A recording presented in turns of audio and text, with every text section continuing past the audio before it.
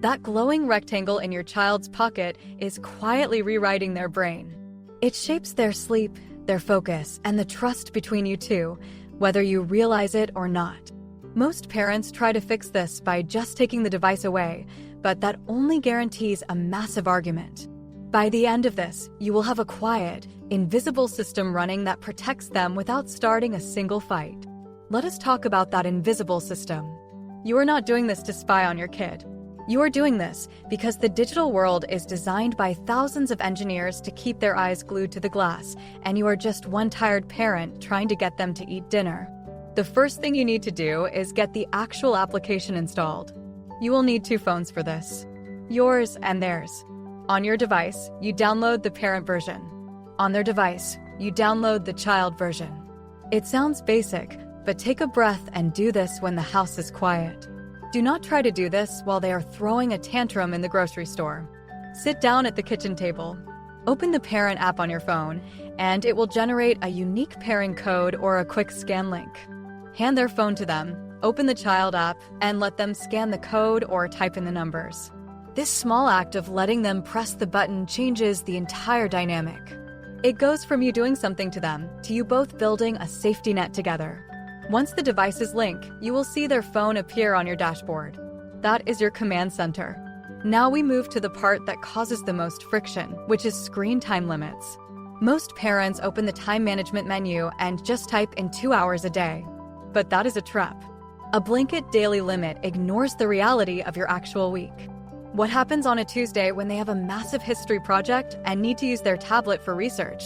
What happens on a Friday when the whole family is watching a movie and you want them to have extra time to play a game with their cousins? Instead of a blunt daily cap, you want to configure scheduled blocks. Look for the downtime or schedule feature in your menu. This is where you tell the phone exactly when it is allowed to be used. You set the school hours, meaning from 8 in the morning until 3 in the afternoon. Only essential apps like Maps or Calculator are allowed. Then you set a hard bedtime. This is the magic feature. You set the phone to lock completely at 8:30 at night. When that time hits, the screen goes dark and no amount of pleading will override it because the phone itself is enforcing the rule, not you. You are no longer the bad guy. The clock is the bad guy. Imagine them trying to open a game at 9 in the evening and just seeing a gentle lock screen. They do not get angry at you. They just go read a book or go to sleep. You can customize this for weekends, too, giving them a little more flexibility on Saturday morning. The key here is to sit with your child and explain the schedule before it goes live. Show them the dashboard. Let them see the green blocks for allowed time and the gray blocks for locked time. When they understand the architecture of the rules, they fight them a lot less. But time limits are only half the battle. What they are actually doing during that allowed time matters just as much. This brings us to app blocking and content filtering. You might think you just need to block the obvious social media apps, but the real-time syncs are often the endless scrolling games or the video platforms that autoplay the next clip before they can even blink. In your dashboard, there is an App Manager section. Here, you can see every single application installed on their device. You have the power to block specific apps entirely, or you can block them during certain hours. Maybe you allow their messaging app all day to talk to friends, but you block the gaming app until their homework is done. You can actually see which apps are draining their battery and their attention. Sometimes you will be shocked to find out it is not the social media app you were worried about, but a simple puzzle game they play for 3 hours straight. You can also look at the age rating filters. If you have a younger child, you can set the system to automatically hide any app rated for older teens. This saves you from having to manually hunt down every new game they try to download. It creates a clean, safe environment by default. And it is not just about apps. The web filter catches the inappropriate sites they might stumble onto through a random link in a group chat. If you want calmer, more confident parenting in a screen-filled world, sticking around is probably the simplest way to stay one step ahead of what your kids are facing, because the apps they use today will change by next month, and you need to know how to adapt. Now we get to the feature that makes a lot of parents nervous, which is location tracking. I know what you are thinking. You do not want to raise your child in a digital prison. You want them to have freedom. But the truth is, knowing where they are gives you the peace of mind to actually let them go to the park with their friends without hovering over them. In the location menu of your app, you will see a map. But you do not just want to stare at a moving dot all day. That will drive you crazy. Instead, you want to configure geofences, which are just safe zones. You drop a pin on your house, your child's school, and maybe their grandparents' house. You set the radius to maybe 200 meters. Now, you only get a notification when they arrive at school, or when they leave school, or if they wander outside their normal routine. It is an alert system, not a live surveillance feed. You can also look at their location history to see the route they took home from school. This is incredibly reassuring when they tell you they walked with a new friend and took a different route.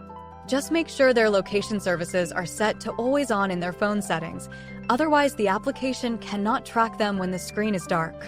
This protects their privacy while keeping you informed. If you are wrestling with how to actually talk to your kids about these boundaries without it turning into a screaming match, I put together a free sample chapter of my Parenting in the Digital Age Guide.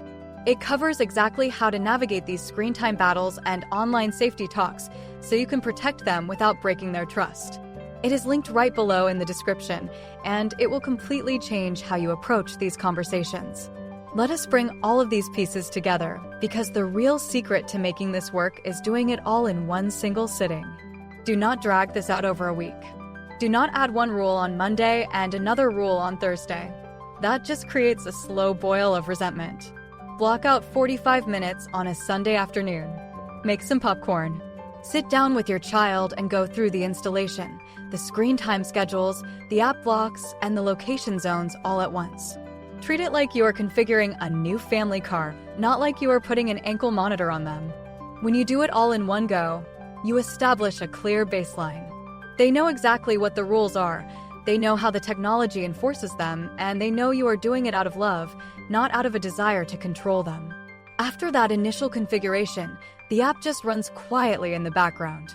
You will get a weekly summary email showing you their screen time trends. When the weekly report comes in, do not use it to punish them. Use it as a conversation starter. Look at it together and say, "Wow, you spent 10 hours on videos this week. How did that make you feel?" You will see if they are sleeping better because the phone locks at night. You will see if their focus improves because the distracting games are blocked during homework hours. The beauty of this system is that it handles the micromanagement so you can focus on the macro management. You do not have to nag them to get off the phone every 5 minutes. The system does the nagging. You just get to be the parent who plans the weekend bike ride, who cooks the dinner, who asks them about their day. And this is where the real shift happens. When the technology handles the boundaries, your relationship with your child actually gets to heal. You stop being the warden and you go back to being their guide. They will still test the limits. They will still try to find a workaround, or they will still complain that their friends have more screen time. That is just part of being a kid. But because the system is in place, those complaints bounce off the phone, not off you. You can just smile, point to the dashboard, and say, "Those are the rules we agreed on." It takes the emotion out of it. It takes the exhaustion out of it. You are building a digital environment that respects their childhood while still protecting them from the very real dangers of the online world. It is not about creating a perfect screen-free kid. That is impossible in 2026. It is about creating a healthy relationship with the tools they use every single day. You are giving them the guardrails they need until they are old enough to drive the car themselves. You are teaching them digital literacy. You are showing them that technology is a tool to be managed, not a master to be served. When they eventually get their own phone as an older teen, they will already know how to manage their own screen time because they have watched you do it and they have practiced with these guardrails in place. What is the one screen time rule that actually works in your home? I would genuinely love to hear your story and see what is working for your family down in the comments.